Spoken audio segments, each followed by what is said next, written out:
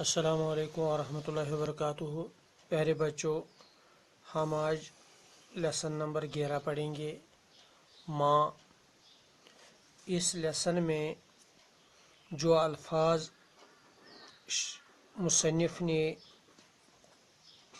تعارف کے طور پر پہلے لائے ہیں وہ اس طرح ہیں: شفقت، ہستی، تکلیف، یتیم، نور نظر، حقیقت، متعلق، پناہ گاہ، طبیعت، متاثر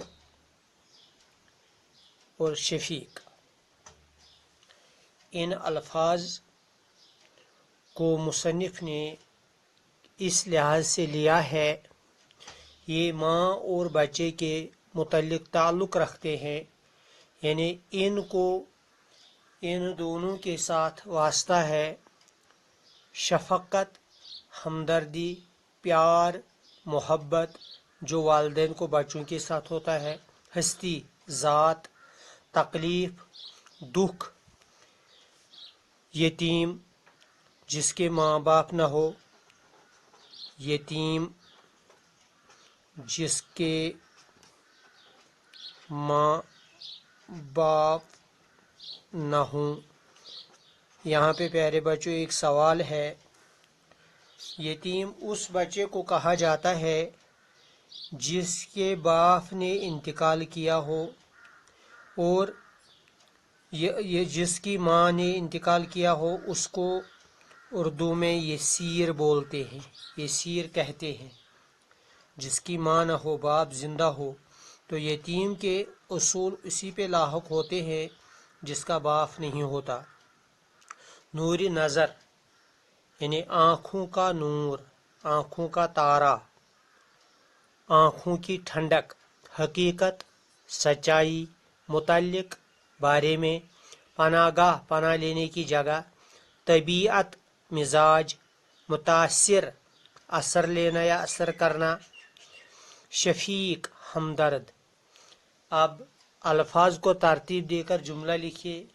اس میں جملے کو بے ترتیب لکھا گیا ہے تو اس کو ترتیب میں دینا ہے، ترتیب دینی ہے تاکہ اس ایک با محاورہ جملہ بنے۔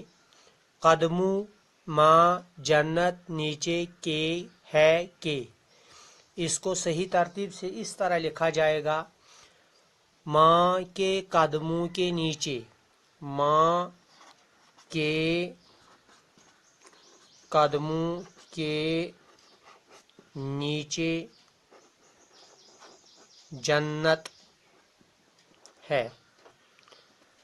یہاں پہ جنت سے مراد آرام کی جگہ، آرام کی جگہ، جہاں ہمیں آنکھوں کی ٹھنڈک ملتی ہے، جہاں ہمیں آرام ملتا ہے، تو وہاں پہ اس کو ہم جنت کے نام سے پکارتے ہیں۔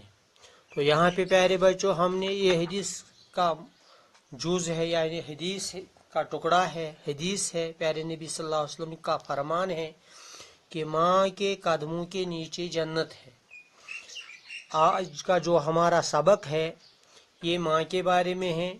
ماں اللہ تعالیٰ کا کون سا انعام ہے، ہمیں اپنی ماں، اپنے والدین کے ساتھ کس طرح کا رویہ، کس طرح کا سلوک کرنا چاہیے۔ اور یہاں پہ میں ٹیکسٹ سے یہ پہلے دہرا رہا ہوں تاکہ آپ کو پڑھنا آ جائے، پڑھنے میں صلاحیت بڑھ جائے، اور اس کے بعد اس کو مختصراً آپ کے فہم کے مطابق تشریح کی جائے گی۔ یہاں پہ شروع میں لکھا ہوا ہے: خدا نے دنیا میں ماں سے زیادہ شفقت اور محبت کرنے والی کوئی ہستی پیدا نہیں کی۔ ماں کے دل میں اولاد کے لیے بے پناہ محبت ہوتی ہے۔ وہ چاہتی ہے کہ اس کا بچہ ہمیشہ خوش رہے اور اسے کوئی تکلیف نہ پہنچے۔ یہاں پہ مصنف نے لکھا ہے کہ دنیا میں، اس جہاں میں خدا تعالیٰ نے ماں کو پیدا کر کے بچے کے لیے شفیق بنایا، محبت کرنے والی بنائی، ذات پیدا کی، یعنی اس جیسی ذات اور کوئی نہیں ہے جو اپنے بچوں کے ساتھ شفقت، ہمدردی، محبت، پیار کرنے والی ذات ہے، یعنی کوئی نہیں ہے۔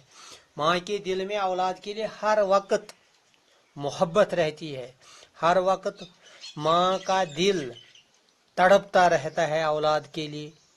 ماں کی خواہش ہوتی ہے، چاہت ہوتی ہے کہ اس کا بچہ ہمیشہ زندگی میں خوش و خرم رہے اور دنیا میں اس کو کوئی تکلیف نہ پہنچے۔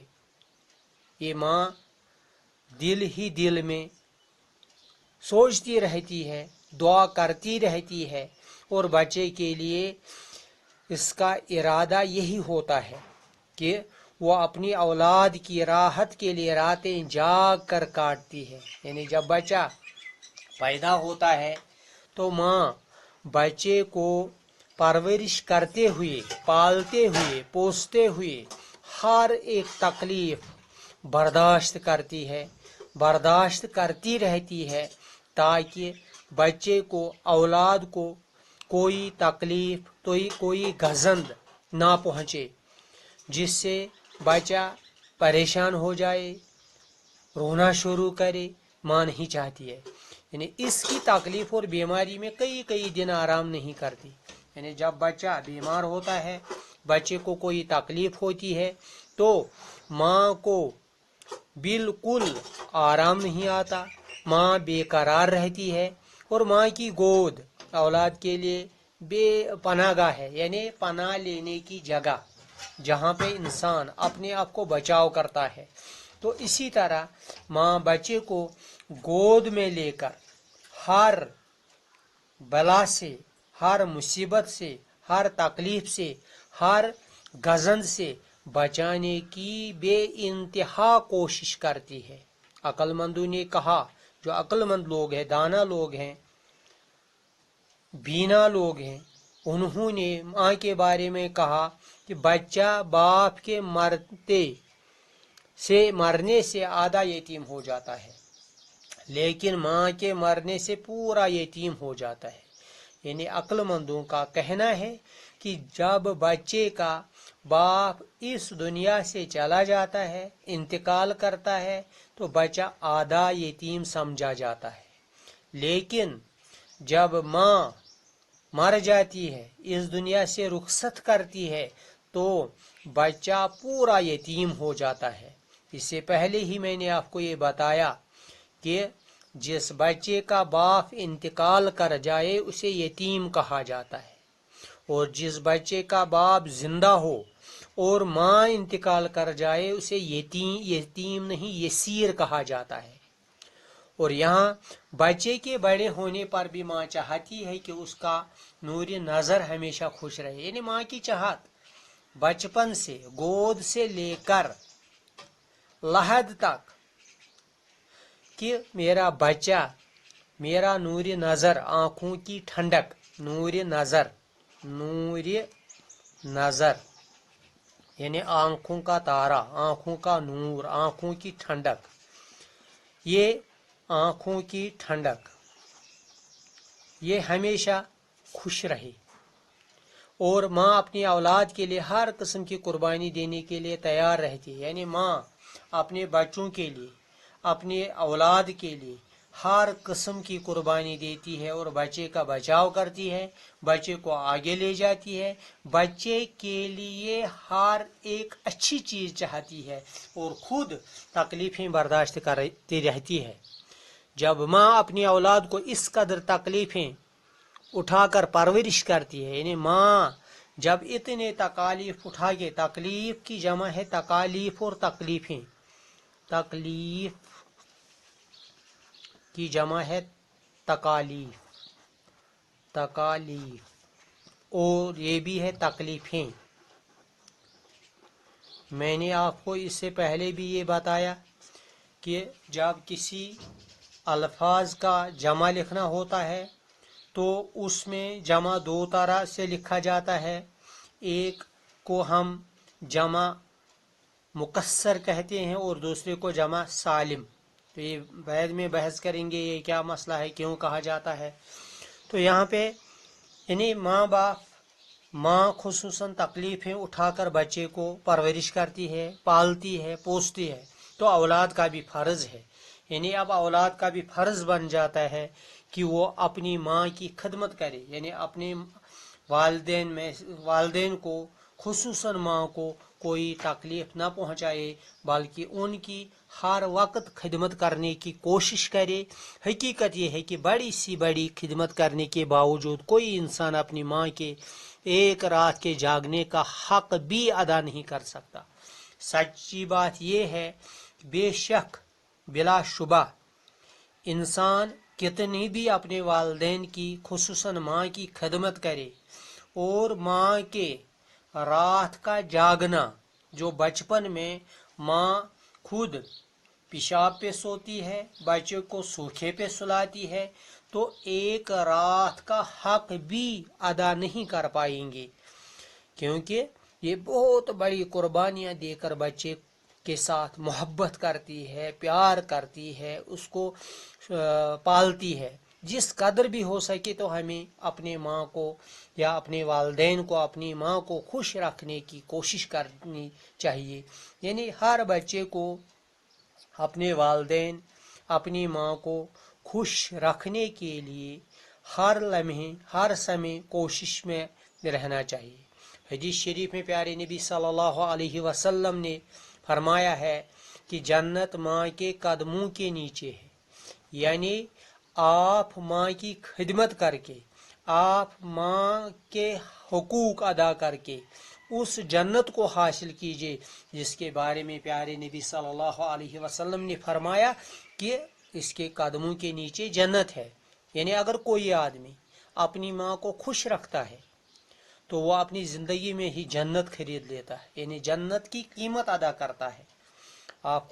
آپ نے سنا ہوگا کہ ایک حدیث شریف میں آیا ہے، ایک بچے کو تکلیف تھی، تکلیف اتنی زیادہ تھی، شدت تھی تکلیف کی کہ پیارے نبی صلی اللہ علیہ وسلم بھی اس کی خبر گیری کے لیے، اس کی عیادت، عین یہ لفیا دال تیا عیادت، خبر گیری کرنے کے لیے اس کے گھر تشریف لے گئے، تو آپ صلی اللہ علیہ وسلم نے ان کو بہت تکلیف میں دیکھا، تو آپ صلی اللہ علیہ وسلم نے اس کی ماں سے فرمایا کہ آپ اس کو معاف کیجیے، یعنی اگر اس نے زندگی میں آپ کے ساتھ زیادتی کی ہے، آپ کو تکلیف پہنچائی ہے، آپ اس کو وہ معاف کیجیے۔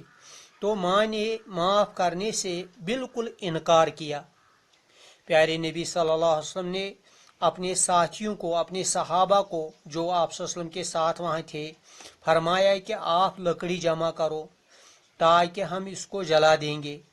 تو یہ لفظ سن کر ماں کے دل میں محبت پیدا ہوئی، ماں کے دل میں شفقت آئی کہ میرے بچے کو اب اس وجہ سے جلایا جائے گا کیونکہ یہ بہت تکلیف میں ہے، میں اس سے ناراض ہوں، میں اس کو معاف نہیں کرتی ہوں، اس وجہ سے پیارے نبی صلی اللہ علیہ وسلم کے حکم کے مطابق اس کو جلایا جائے۔